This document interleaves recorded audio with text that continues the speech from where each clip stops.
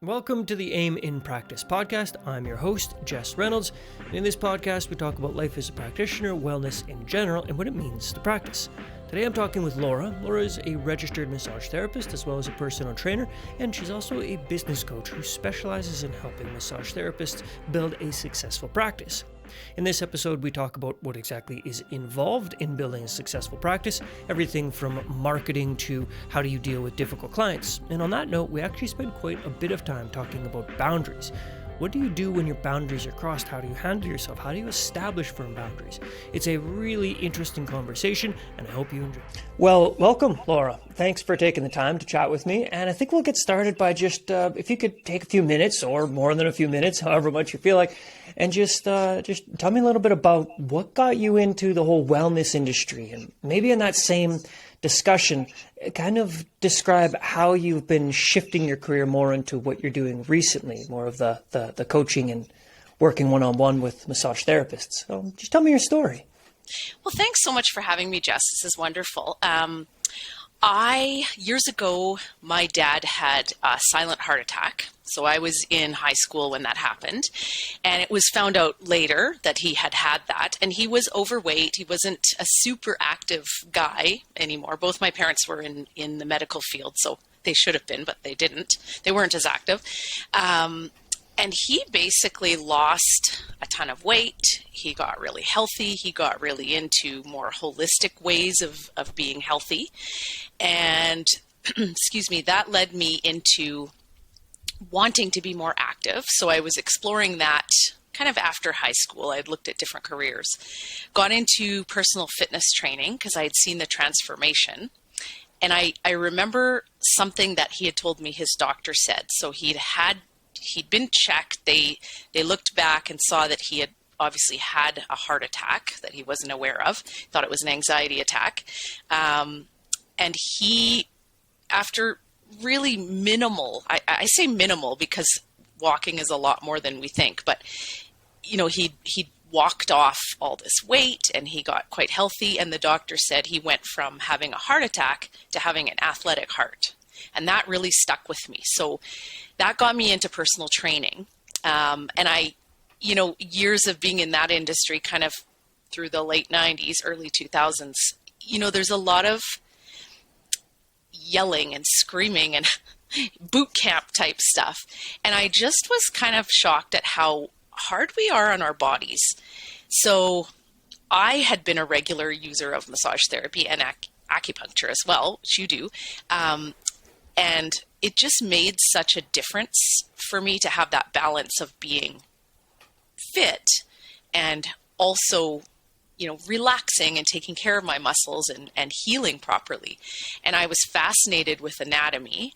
So I went to massage therapy school in 2006 and I absolutely loved it. It was a very small school, but I loved the job. I worked for a few years at an insurance company, and did, corporate massage for staff, and then got more and more into working with external clients and patients. And then I actually took an advanced massage therapy program to sort of keep up with the regulations in the insurance companies.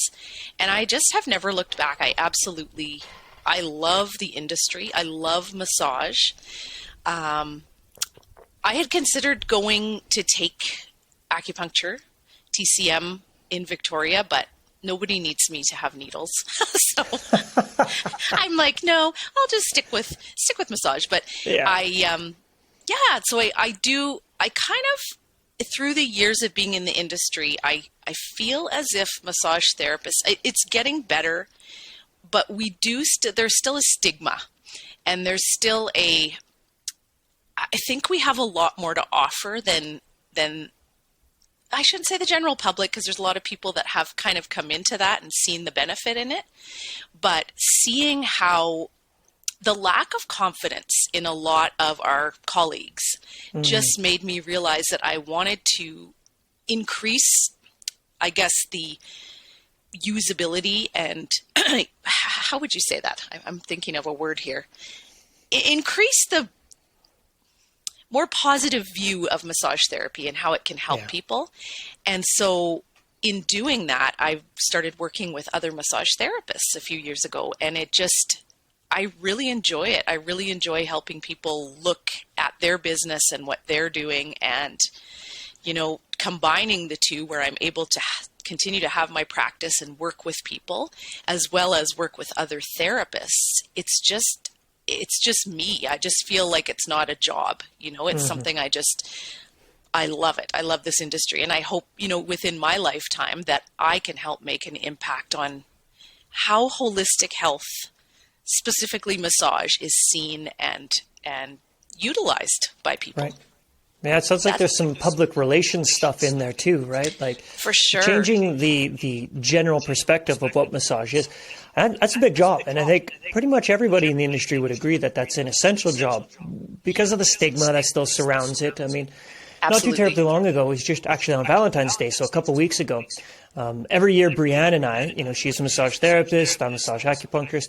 We do a workshop at one of the yoga studios here. And it's a couples massage course, just for the general public, just teaching partners how to give each other a massage. And, it's always fully booked. It's a cool experience. Yeah. But what I find is very interesting, and I learned this after the first time we did it, is how important it is to have that discussion about what massage is.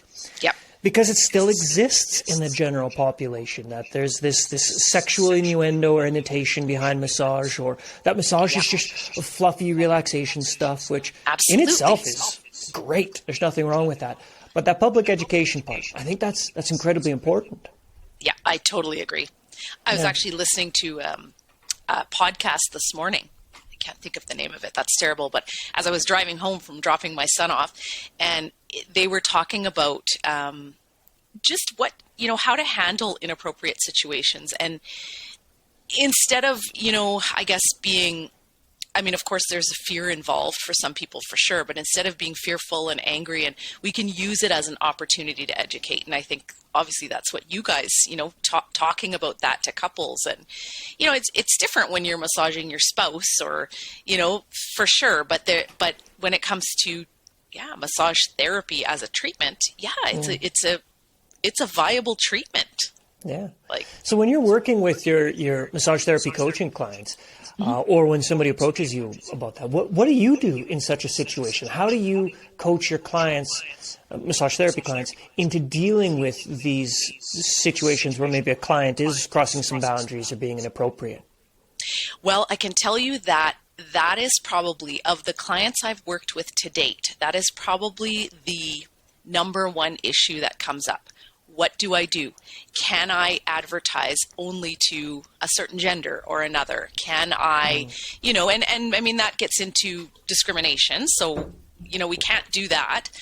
But I can also tell you that in my years of working at a insurance company in a corporate setting versus working from my own home studio, in different settings, I did do some mobile massage as well. I think that it really is in your approach, from your social media to your website to how you speak to clients, patients, even how you refer. I know as a TCM doctor, you use the word patient more than client. I don't know. Yeah. I know some people that do. I'm sort of slowly, it sounds almost weird to us as massage therapists to say that, but I feel as if you're telling the patient or client, I use them interchangeably right now, but you're explaining that this is, you wouldn't put a physiotherapist or a doctor, hopefully, you wouldn't put them in an inappropriate situation as much as, we get that. So in all my years, I've only had one sort of situation. It was a minor situation. And honestly, I was in a corporate setting, so I basically just shut it down by saying, I can go out and phone HR, or, just being very serious about it and just educating and saying, this is not appropriate in a clinical massage setting. This is what happens in a clinical massage setting. And I've never, ever had a problem at my home with that, right. Luckily, for sure. What would you do if you did? I do, my fiance partner, he is always home because we both work from home. So I do have that level of security, having a partner there that I could call if something were to happen. But it depends on the situation. If there was inappropriate touching, I would definitely grab the person's hands and move them away. I would say, this is inappropriate. I'm terminating the session. You need to get dressed and you need to leave, and then I'd leave the room. I wouldn't be I don't giggle at inappropriate jokes. I always, if somebody says a masseuse, which, masseuse or masseur is really the French term, but there is more of a connotation with those terms. Yep. I always say I prefer to be called massage therapist, or that sort of thing. So yeah, I would stop it. I have a big dog here too, so I think if I was upset between the fiance and the big dog, but there's lots of people there's lots of working single moms, and single dads, like I, don't want to single anybody out, who are in situations where they are home alone. I've been asked that a lot. I mean, I don't like to lie, but a white lie saying that there is someone home at all times isn't a bad idea, in a situation like that.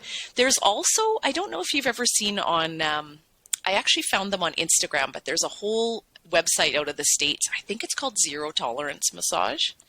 You can actually download, I can't remember the name of it, but you can download a banner, and I've suggested that to a lot of the coaching clients that I have, and you can put that on your website, you can put that on your intake forms, and there's some verbiage you can use as well saying, no inappropriate behavior will be tolerated. That will, result in termination of a session. So there are things that we can do to sort of safeguard against that kind of stuff.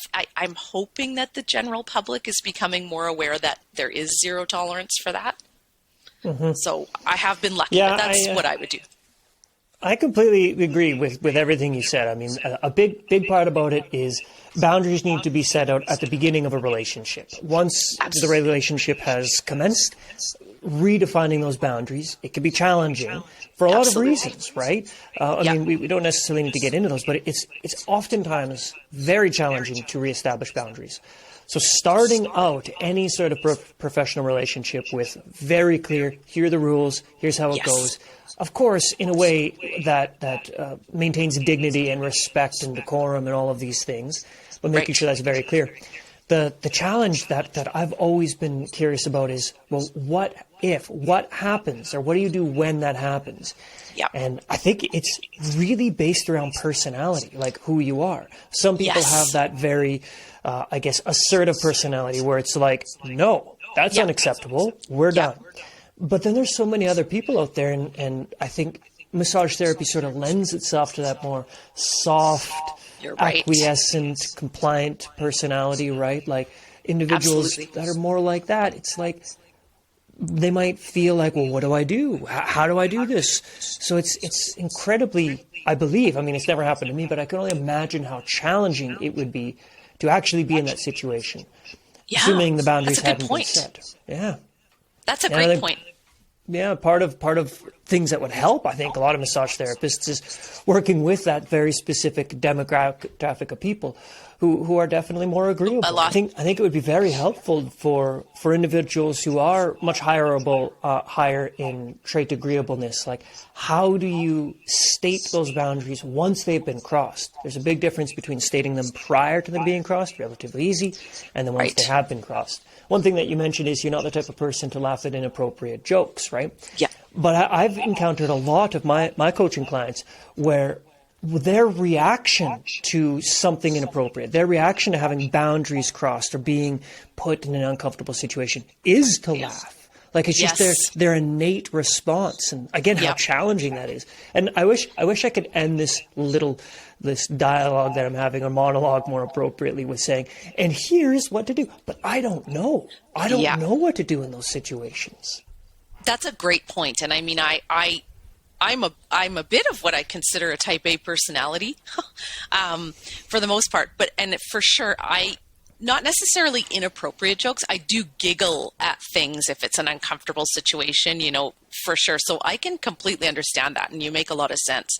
Not everybody's willing to say, it's an awkward situation. And I agree. There's no one way around it. I think it is just how you, try to come across as strongly about it as you can prior to the whole, or exactly, this is what will happen if there is an inappropriate situation. Did I say that right? If there is an inappropriate, So, but you're absolutely right. Yeah, that's a good point. Yeah, I think if we were to sort of tie a bow on this particular part of the conversation, it would be for anybody who has been thinking about that and is curious about what to do with boundaries. Today is the day to start setting those policies in place and making sure it's abundantly clear. Going to that website, which we'll make sure to put a link to whatever the proper website is in the show notes. Yeah, that'd be great. And making sure, like today, just do it today. That's your homework. Make sure you've got boundaries clearly stated on your website, on your intake forms, and within your treatment space. And I think that's probably the best we can do. Absolutely. Yeah, I agree. Yeah. So, I really didn't see our conversation going to that particular territory, but I'm incredibly glad it did. Important stuff. There were, very important stuff. And there's a lot of things I think that you and I have in common, right? Like our careers, very different starting point, but ultimately, I think we share a similar pathway right now, which is spending more time working one-on-one with massage therapists and other wellness practitioners. And absolutely. And one thing that I was really curious about, more so in the practice part of things, but curious about how that intertwines into your coaching, is you're interested in this whole idea of work-life balance, right? Yes. And as an entrepreneur who's got a couple different businesses on the go, and everything is out of my home. I work out of my home for my massage clinic and AIM and this podcast, and everything's out of home. Work-life balance. Awesome. That's a big thing. So I'm really curious, how do you maintain this balance, considering you also work from home? It's a tough one, isn't it? It's wonderful but I think I agree that you and I have a lot of similarities with our work, and I think sometimes my work life gets a little bit, I love I'm sure you're the same, because I see how hard you work teaching and doing everything that you do. You have a lot on the go. I sometimes, to relax, like to, sit by the fire and read a textbook that I maybe didn't get totally through in school. Yeah. Or, my favorite thing is to pick up a new book from, one of the massage outlet stores. And, my kids make so much fun of me because they're like, wow, do you ever read a novel or watch a movie? Or, and I it's just what I love. It's just part of me. I can see that in you too. It's just part of what you do and who you are. So work-life balance, I do make a point of having specific hours. That is the nice thing about running your own business, right? You tend to work longer hours than somebody who's working for a company, because you can just usually come home and forget about it. With a business, you can't. There's always paperwork. You must have a ton of planning. You guys must be doing a ton of that. So it's ongoing, right? But the beauty of it is, I know for me, especially having kids, you're kind of forced into a work-life balance, because they're like, hey, I need you still at 16. So it's, my hours, like a few years ago, I made the decision to, unless it's an emergency situation, because I still, you get the odd patient who's like, I am in severe pain, or I have a really bad tension headache, but I try not to ever work weekends. I'll do paperwork on weekends. I'll do, writing or like the odd coaching, but I won't actually do clinic massage, because I just feel I need the, 2 days or 3 days or whatever it is separated from being in the treatment room. And so I find that's helpful. I do, and I would be willing to bet that probably you and your wife are the same. I sometimes have to say to myself, I need to stop researching on my phone. I need to stop thinking about this knee pain this person had, or, something for your practice. And it's like, okay, I am going to go and play a game. I'm going to go play chess online, or read a book, a different book, or watch a show with, my spouse. Or I do actually have to physically, or like tell myself, okay, you need to stop. This work is done for the week or the day or so. Yeah. So, you find that sometimes, right? Which is wonderful to have that, but. Mm-hmm. Yeah, so I mean, that balance is a thing, because it's, I always talk about the word balance, and it's not great because it gives this mental image of static, but it's not static, of course. It's always shifting. Like my work-life balance in winter looks very different than summer. Like in winter, what else am I doing with my life? I'm not going outside 90% of the time. Same. So right? Like I'll work crazy long days, and I enjoy it every minute of it. Well, that's a lie. Not every minute of it. There's definitely some minutes where I'm like, can this... Most of it. Yeah, most of it, yeah. But in the summertime, it's like I might put in 2 or 3 hours a day. The rest of the time, I'm shenanigans, right?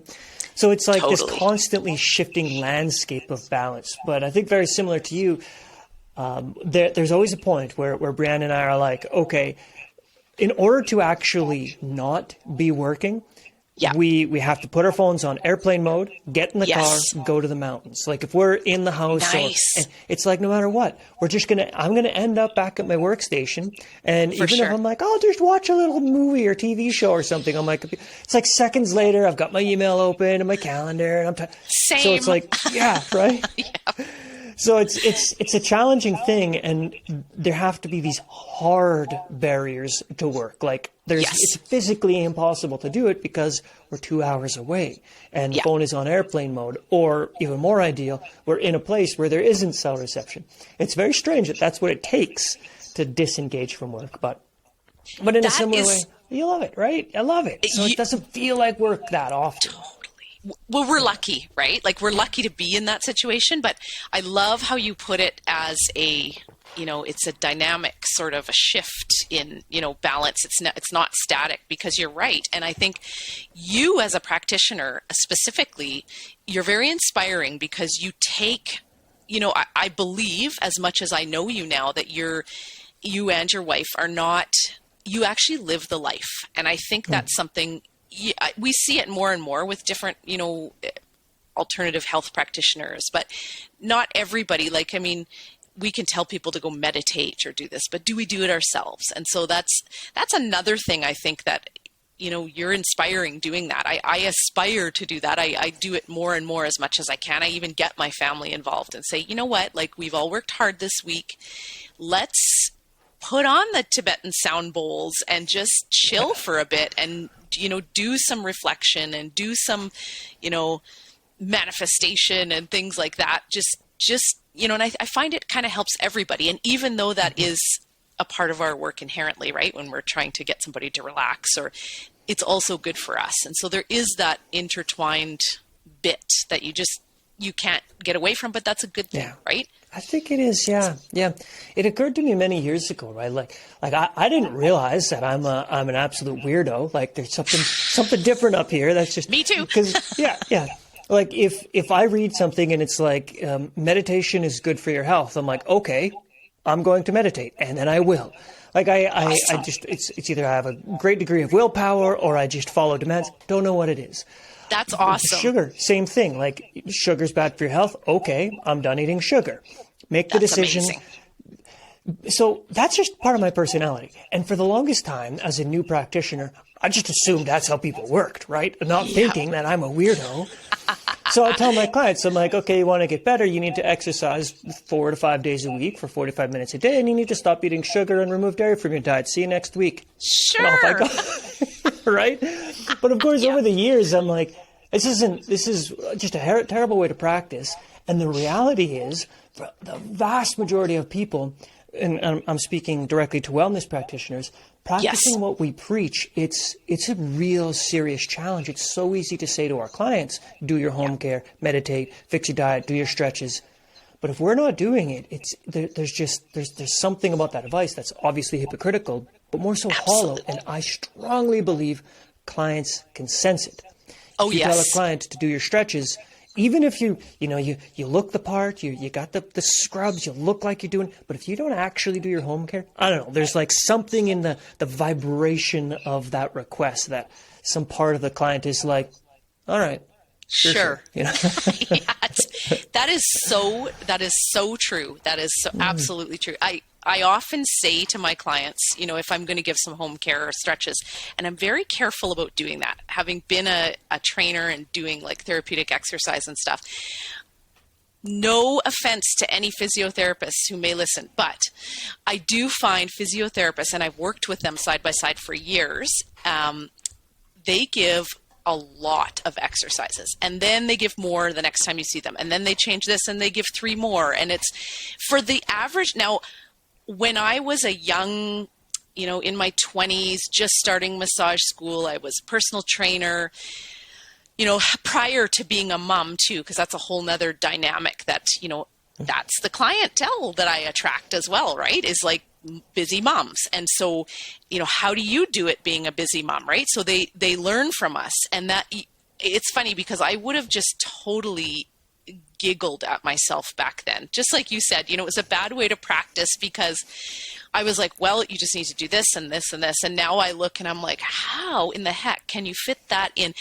But I do, I'm a big advocate of, I say, guys, I'm going downstairs to the workout room. I'm going to work out. Who wants to come with me?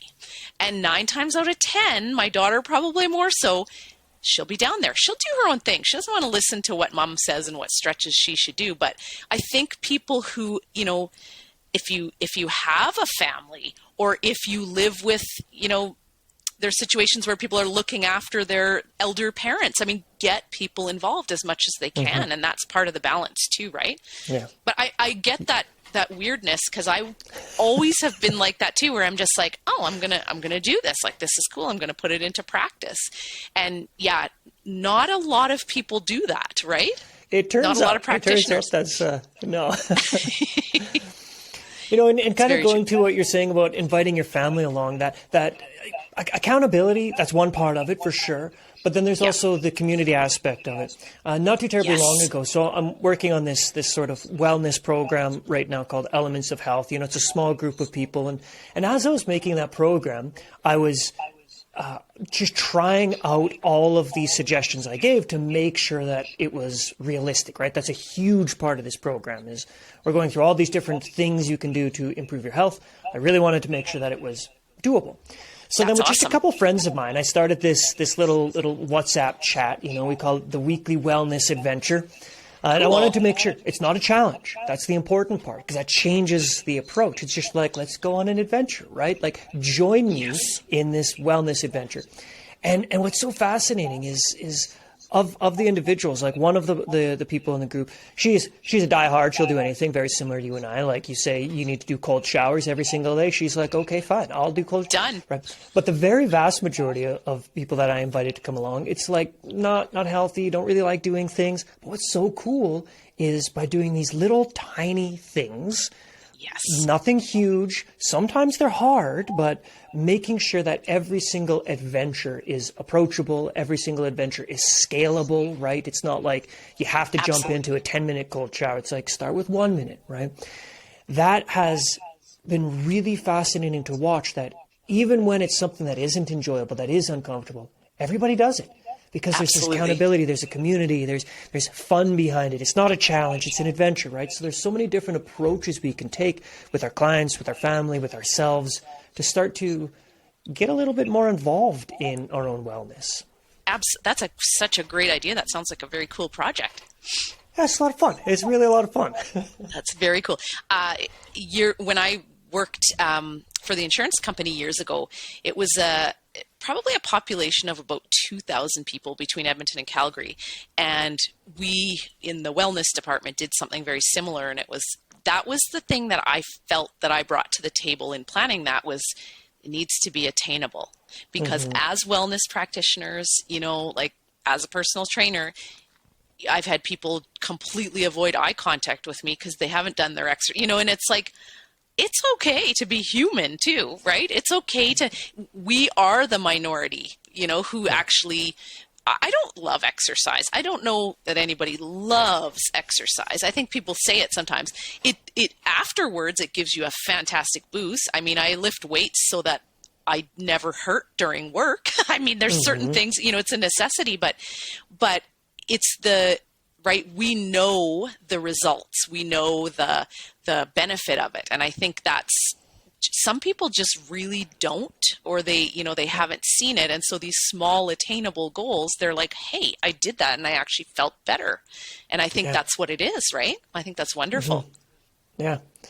Yeah. It's interesting because home care, in my opinion, is such a huge part of our job. As it doesn't matter if you're a massage therapist, an acupuncturist, a nutritionist.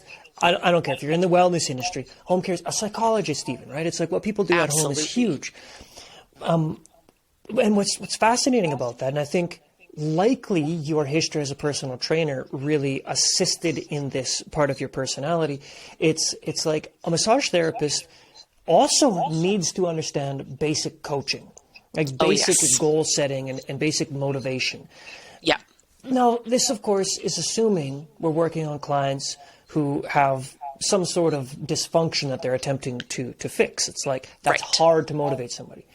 As I say that, I realize even those people coming in for relaxation, getting them to participate in simple breath work is important. So I think that's an unfortunate thing, that it's not baked into education. I'm not aware of a single form of wellness education, including psychology, that has compliance, motivation, and goal setting baked into it. The only exception being coaching, right? Interesting. That is interesting. There you go.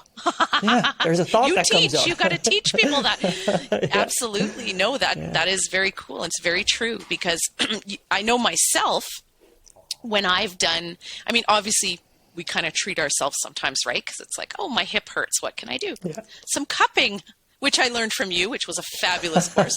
Thank you. Different things like that. Like, we know the benefit of it. And I think, the average person who's not as interested or doesn't really, I'm changing the subject a little bit here, but I really feel so strongly that as children, people need to learn about anatomy. If you know what your lungs look like and what your stomach looks like, are you going to put bad stuff in there? Like, I think it would be such an important thing at a elementary level to learn.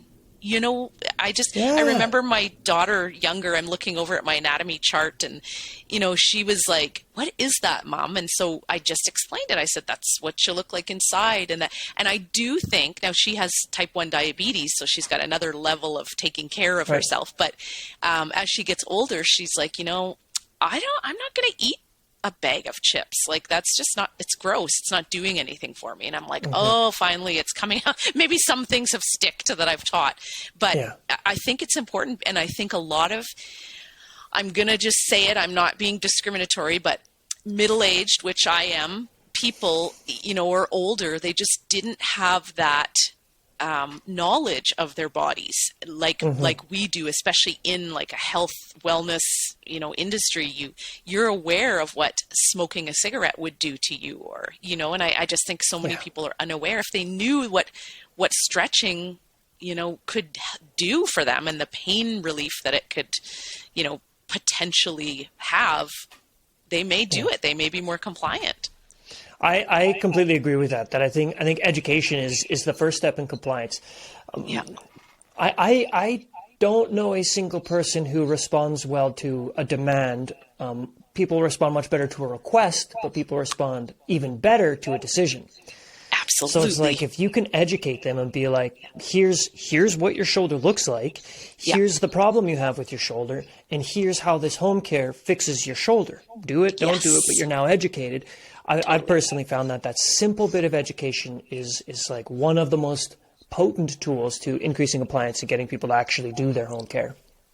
Absolutely. And that, no judgment. There's so much psychology, I think, too, in what we do. And it, positive talk, and people laugh about that, but it's like, if you label everything, okay, well, you have this. Yes, we can say, you have frozen shoulder or whatever the case may be.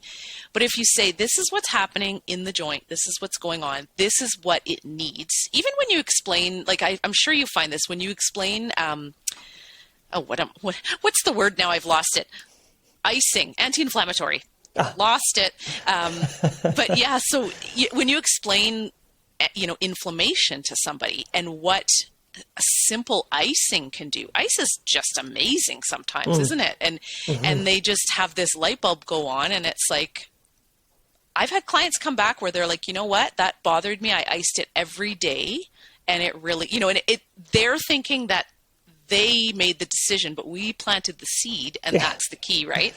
Yeah, that's motivational interviewing. I'm not sure if you've gone down that road, but motivational interviewing it's like so beautiful because it's like neurolinguistic programming or NLP, but a little bit more specific. And essentially, it's just you learn how to talk to a person in such a way that at the end of the conversation, they have ideas. It's their decision. It's their decision. When in reality, the whole time you were just planting seeds. I like that. Yeah, absolutely. No, it's awesome. And I mean, hey, it's a superpower.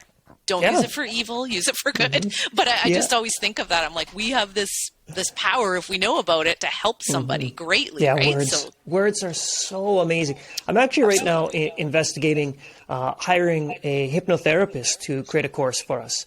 That isn't necessarily learning how to do hypnotherapy, but so I'm a certified hypnotherapist, right? And I didn't realize that. Yeah, cool. I took that. It's great. I love it, and I say with confidence that out of all the schools I learned when I was going through acupuncture school, because I did hypnotherapy at the same time, hypnotherapy is actually the best tool I learned in that 4-year period. And it had nothing to do with my acupuncture education. It's so fascinating, right? I believe that 100%. Yeah, I'm thinking about getting in hypnotherapists or working towards it to start, making courses to train people how to use words in the most effective way possible, how to observe, right? Because a big part of what hypnotherapy is, and in fact coaching is just observing your client. Like, I don't know if you've noticed this. Whenever you bring up, so somebody comes in, like after you've seen them, right? It's the second week of the follow-up appointment. And you say very simply, hey, how did your home care go? And they get this look of shame, like you see that shame and that like, like learning how to see that, witness it, and then just shift how you communicate with your client to deal with that shame and help them move past or through or beyond that feeling of shame. So you can move back into a constructive conversation, because once a client starts to feel these negative emotions, shame or guilt or anything, game over, right? Like their compliance is even lower. Absolutely. Well, and it's like, I can't remember the Masai Emoto. Forgive me if I'm saying his name wrong. He wrote the book. I can't remember what it is, but it's about words and its effect on water and snowflakes. Oh, and, yes. Like right? I think I'm getting his name wrong, but fascinating book. And you're right. When you say, I suck, you're going to suck, like you gotta feed yourself the good words too. Right. And people do. Side note, my dad was a clinical neuropsychologist, and so he delved really deep. He did hypnotherapy, and, of course he couldn't talk about a lot of, the confidential stuff, but he said hypnotherapy was probably one of the main ways you can really help people, because you're helping them you're retraining, right? And I mean, it can be used for horrible things too, right? NLP and all that, but it can be used to, it's amazing what it can do. Absolutely. That's what a cool thing for you to mix those two. That's excellent. It's been a lot of fun and very helpful. Yeah, I don't do any straight hypnotherapy sessions anymore. I stopped doing that a long time ago.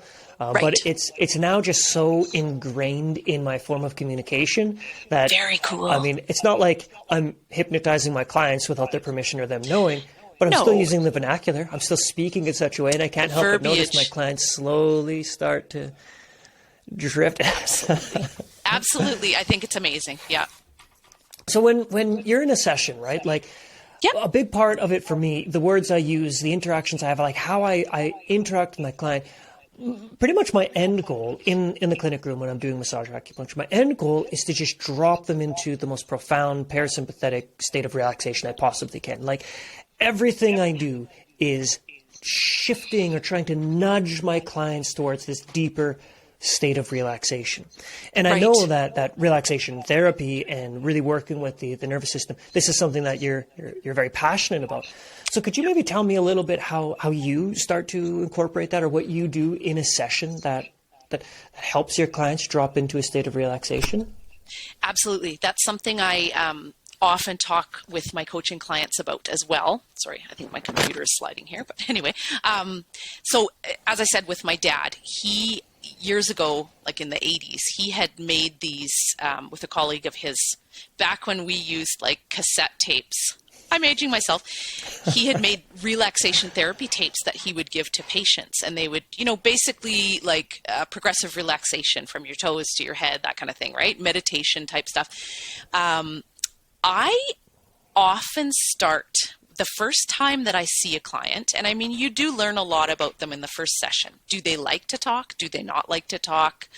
What are they looking for? And I will tell you the number one thing that I see, because again, a side note, I believe that activation of the parasympathetic nervous system is a key to healing pain, managing pain. It really makes a difference, because we know how stress can exacerbate everything. Even myself, I have general anxiety disorder, and I manage that a lot with relaxation, that kind of thing. So I often will say in my first treatment with a client, the first time I meet them, we do the intake forms, we do everything, and I give them a little spiel, and I say, this is your time. You do not need to entertain me. I'm not going to tell you my life story. I'm not going to tell you about my cat that did this today. And again, I do see a lot of therapists who do that, because I will go to different therapists just to, you get different techniques and you like to try out different styles, and it's okay to be quiet. And I think a lot of people, I'm a talker for sure, but I think a lot of people as therapists struggle with that. And I think when I say that to a client, I'll say, I'm not here to you're not here to entertain me. This is your time. You do not need to talk. Even if you ask me a question and you drift off, it is not offensive to me. I'm focusing on what I'm working on. And the sigh of relief, specifically from, really busy working people, kind of in like middle age, that kind of thing, is just a big smile and a sigh of relief. They want to hear that. They want to know it's okay to be quiet. And that is the number one, I think, breathing with your client. If you notice that they're nervous, or, showing them kind of just how to breathe. And if a person likes scalp work, some people don't. But I think I just did a poll on Instagram, and like 95% of people that I polled were like, absolutely, scalp work. And just another thing, I heard this from one of my coaching clients. She said, you taught me how to slow down, because we're so, it's like, okay, well, I need full body in an hour. And yes, it can be done, but, slow your strokes down. Do 2 or 3 strokes versus 5. And it's an automatic, it automatically just shuts that sympathetic nervous system, right? Totally. So, yeah, that's kind of how I deal with it. Those are some of the techniques I use. Nice. But so I might be mistaken on this, but that kind of sounds a little bit like this idea that you have, which is this client-centered massage. Am I off the mark here? Is that kind of what you talk? Right. Can you dig into a little bit more detail about what client-centered massage is? Introvert, extrovert, that's been a big thing in the last few years. Everybody's, what am I kind of thing. They figure out what they are. I do like to talk about myself, just like anybody else, right? People like talking about themselves. They like you to remember their birthdays. They like you to remember their mom's name or their kid's name, and I think, as much as I like talking about myself, I do like learning about other people. And I think that's an essential skill that anybody in the wellness industry has to have. You don't want to take your work home with you, even though our work is home, but you do want to genuinely care. Hey, my prenatal clients, I'm so excited their due date is this day. And I mean, you have a boundary as a practitioner with the client too, but it's okay to send a little, hey, how did everything go? So, client-centered also means in the actual session, where, maybe I had a really bad headache last night, and it's kind of almost relevant to what they're feeling today, but I'm still going to just keep that behind the scenes. Like I don't, as much as I want to say, I had the same thing. And I looked this up and I try, I put the cup here and it worked wonders. I try to, let's talk. If they want to talk and they're talkative, and you can tell because they will, you ask them about their day. What did they, and even if again, I'm kind of introvert, extrovert, half and half. And so that extrovert part of me wants to jump out and say, well, I have a dog too. My dog is, you got to kind of keep it on the down low. And it can be hard for somebody, I would imagine, who's very extroverted and maybe they don't see a lot of people all the time. And so their clients are there, especially during the pandemic. I think that was a big one. But I really tell myself prior to working, I always say, okay, you're going to shut off. You're going to save this for later. You can talk to your friends and your family about it, but this person, it's their massage. It is their time. You are 100% focused on them and their life. Even if you're quiet, right? You're focusing on, wow, what do I feel here versus the other leg? That kind of thing. That's huge. That's amazing. Like the idea that comes into my mind is like when you're with a client, you're treating them as if they're the most interesting and important person in the world. In that hour, in that room, it's like everything is about this person. And when I believe when you approach an individual with that mentality, there's just this look of like genuine care that you get in your eyes when you see the client, and they feel that, and they get this like moment in time, this little window where they're like, I matter. I'm important. This is about me. And that's okay. And that's good. Like that's really cool. And I like that terminology you use, client-centered massage, because that really emphasizes it's like it's all about them. That's awesome. It's about them. Yeah. And I mean, we get paid obviously, but you're there, and like it's such a, what's the right word for that? A blessing that somebody would trust you in that situation and trust you with their, hey, I want to try this because your leg's bothering you. Do you trust me with that? It's an amazing field, right? Where we get to focus on somebody else. And some of these people, especially again during the pandemic, seniors and other groups, they didn't have anybody focusing on them. So your 1 hour with them was more than you realize, right? Yeah, and with massage in particular, it's like you're focusing on their body. And I emphasize that because it's like, how often does somebody get touched all over, right? Absolutely. Like, and again, this is making sure that we're being very clear on the difference between sexual touch and non-sexual touch, right? Like, absolutely, non-sexual touch is something that I think is unfortunately absent. But it turns out we have a unique sensory receptor that only responds to gentle, non-sexual touch.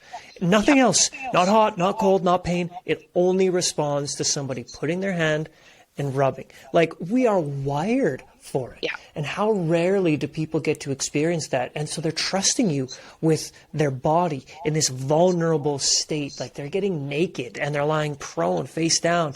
Absolutely. Like, it's so amazing. What a unique environment. And I often say it to my students and coaching clients, it's like you said, it's a blessing. Like, this is such a unique situation to be in, where we get to work one-on-one with clients. It's a very strange occupation, I think, when you really sit down and think about what we're doing.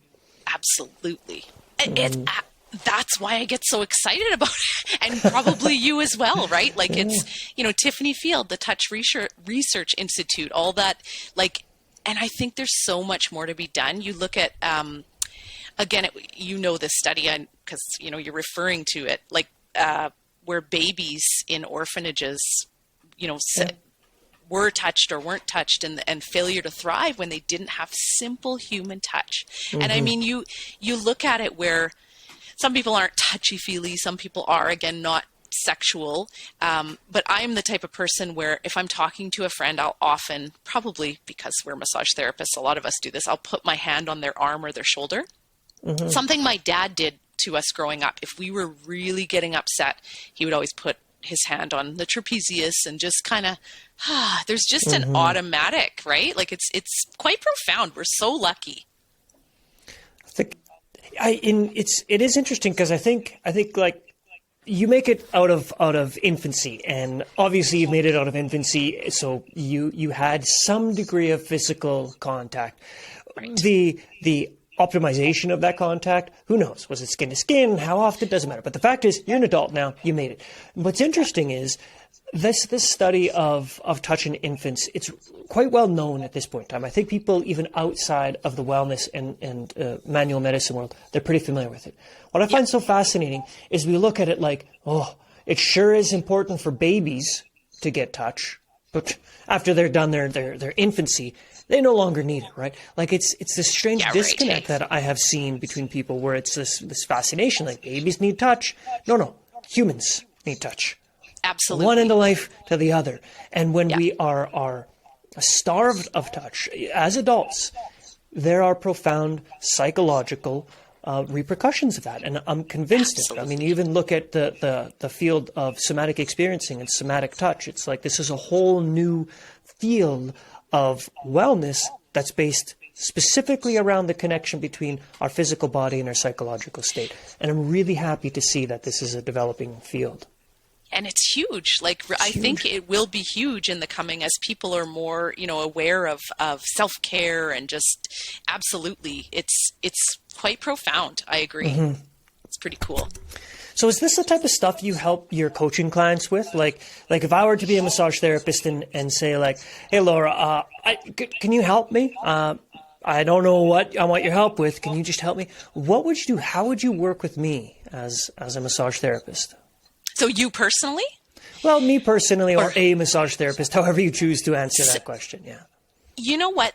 There's a lot of different aspects to the way that I coach. So I have kind of, if you look on my website, there's like programs. You can choose programs. And I do sort of have, I'm working on a book, basically, and that'll be sort of the essence of the book. And it's different sections of being a massage therapist, whether, choosing to work on your own, choosing to work for another practitioner. I will coach people on, things that I am very well versed in. Obviously, I wouldn't teach, things that I'm not, but if they maybe need some coaching on, practice stuff, like how do you get a full body done in 60 minutes if that's what the client wants?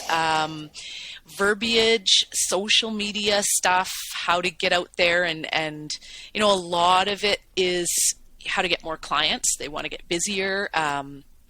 Anything from what school to pick, somebody who wants to go into massage. I've had a lot of, friends who are like, hey, can I get you to coach my kid a bit because they're interested in it. So talking about what schools, what education, what might be to come down the road in terms of regulation of the industry in Alberta, those types of things. So yeah, does that kind of answer your question? Is that what you're that's asking? everything is what you're saying. Anything that I can help with. I mean, I know my limits too, because sometimes it's like, okay, you need a whole website built and that's not my specialty, but I mean, absolutely. Like, and I think you're a lot like this too. I'll take courses in social media and I take, courses here and there just to kind of have that skill set at a basic level as somebody who has run my own business. Direct billing is another one. I think a lot more therapists are getting into that. I personally love direct billing because, again, it makes it client-centered. It takes the onus off a lot of people, especially if they have 100%, coverage. They don't have to do anything. They don't have to pull their wallet out. They don't have, it just makes life easier for them. And it's no biggie for me. It's extra time, but I do feel that, within what I get paid for a massage, that's part of it. That's built in. That, 15 minutes that I spend billing is built into that, right? Yeah. And how to price themselves, just all that kind of stuff. So after all these years of practicing, right? So you how long have you been practicing again? I think it's 16 or 17. 16 or 17. So you're getting into senior massage therapist territory, right? Absolutely. Not many people make it out of the 5-year mark. So congrats on that. But so you've been doing this for 15, 16 years. Now, in that time, you said, you regularly go to different practitioners just to see what it's like. And additional to that, you coach clients. So you got this pretty significant reservoir of experience within the massage industry. So I'm curious, and of course I ask this question to every guest. Yeah. My question is, what do you think, if you were to say there's one thing, what do you think makes a great practitioner, massage therapist or otherwise, but let's talk massage therapist. What do you think is the number one thing that makes a great massage therapist? And this would go for any industry. Just, I think passion for your work. I think loving, we all have days where we get up. Sometimes more than not if my kids are up through the night. But anyway, it still happens at 12 and 16 where they get up. But, you're like, I have to go to work. And I'm sure you get this of all people where sometimes I wake up at 2 a.m. and I'm like, I can't sleep. I'm going to go look this up for this client. Or, 100%. I love it so much. Again, that's where we have to make those hard boundaries. I'm not working right now, but it is just I love it so much. I couldn't see myself doing anything else in this world than what I'm doing. And I'm so thankful that I have that. And I think that feeds into success too, right? Is that when you're thankful and when you're, it's just such, like I say, such a blessing. And I think when you love what you do that much, it truly is not work. And that makes you continue to learn and continue to do client-focused work, right? I'm sure you know all that because you do that. Like, it's just, it's amazing. Yeah. I've got a challenging question then for you, all right? I'm ready. Bring it. Number one thing that is the most important thing for a massage therapist or any wellness practitioner to be successful. You say passion. Perfect. Yeah. I agree. Yeah. So now let's role play here. I'm again going to be a massage therapist who comes to you and I'm like, Laura, I heard your podcast and you're a great coach, it sounds like, and I want to work with you. Here's my problem. I'm not passionate. Yeah. What do I do? You're not passionate. It's interesting because I actually have a client. And again, I'm not using names. I'm sure she wouldn't mind anyway, and she has gone in and out of massage therapy 3 to 4 times where she's like, I hate it. I don't have passion for it. I just don't, it's not, I wake up in the morning, I don't want to do it. And then she'll go and do, another job. She has other skill sets too. So she'll do something else. And then a couple of years later, she's like, I'm just going to go back into it because, it's good money and blah, blah, blah. And so if you come to me saying that, I'm not going to say, hey, by the end of this coaching, I'm going to make you love massage. I'm going to try. I'm going to show you some techniques because I have had, dry spells where I'm like, I am literally going through the motions. You'll notice that about yourself every once in a while. I think with what you have doing massage and TCM and nutrition, and hopefully you can get enough variety that you don't necessarily have a dry spell in one or the other. I'm sure it's happened before, but when I've gotten to that point, there are techniques and things that you can do to kind of lift yourself out of it, motivate it, maybe love it more. And sometimes that just takes some talking. So I would say we're going to discuss it. We're going to make some plans and try some techniques. And if not, maybe this is the time to reconsider your career. Yeah. And that's another part of coaching is saying, you deserve passion in your life when it comes to your career. Don't sell yourself short. Maybe there's something else that you would be very passionate about. Yeah. Yeah, I like that. It's similar to my approach. It's like I consider it sort of on a spectrum or maybe a territory of spheres. That's probably a better way of visualizing it. So you've got concentric circles, right? And then at the center of the circle, it's like the most niche possible thing you could do. It's like you're a massage therapist who works with athletes who are dealing with knee pain on their left knee. It's like that's what you do. So it's like you can niche down super specific. So what I do sometimes is I think, well, let's move closer, let's get smaller and see how that works. Because sometimes it's like you're too general. You don't like this part of massage, but you like this part of massage. So some approaches for myself, it's let's try and niche down. But often as not, I actually have to go the other way. We have to kind of expand out. It's like, so you're a massage therapist. You're in the wellness industry. let's maybe take a step back and say, what else attracted you to the wellness industry? If it turns out it's not massage, let's investigate. Maybe it is coaching. Maybe it is personal training. Let's take a step out and see if there's anything else in the wellness industry that draws your attention. No, let's take another step out. So I kind of like see it as you can either move in or you can move out until eventually we kind of hone in on this idea of passion or the area that they're most interested in. But I do my best to kind of move in that direction, because I had actually a podcast with Eric. It's I think episode 3 or something, a good friend of mine. And he completely left medicine, right? And that's like... I heard that one, yeah. Yeah, that's such a challenging thing. And I think about the people that you do see where sometimes it's like, okay, well, we need to have the conversation. We've moved out of this sphere as much as we can. We now need to jump into a totally different sphere. Like that's a hard one. Absolutely. But an important one nevertheless, right? Absolutely. And niching is a big thing. So you're absolutely... Yeah. I mean, that's fantastic, right? And I like how you are like, well, it's not always going down to that niche. It's broadening what you can do, because we do have a great skill set, that's very cool. I found that was for myself. And I think that's why I approached it that way is I got into acupuncture, and there was always, it's like, okay, it's fine. But it never like hit that, I want to do this, right? So I tried niching down, and then I tried a bunch of different niches, and I finally discovered the demographic of people I was interested in working with. Yep. And I'm working with, and I'm like, but it turns out I'm actually not fueled by doing acupuncture in this situation. I like working with people who want to optimize. I like working with, but it actually turns out it's better to be in coaching to do that than it is to be in like just specifically acupuncture. So I niched down and then had to expand my circle out and be like, maybe it's not just acupuncture. I can do coaching or other forms of things. I think maybe, like, do you have anything else to add? How can people get a hold of you? Say somebody does want to work with you as a coach or a mentor.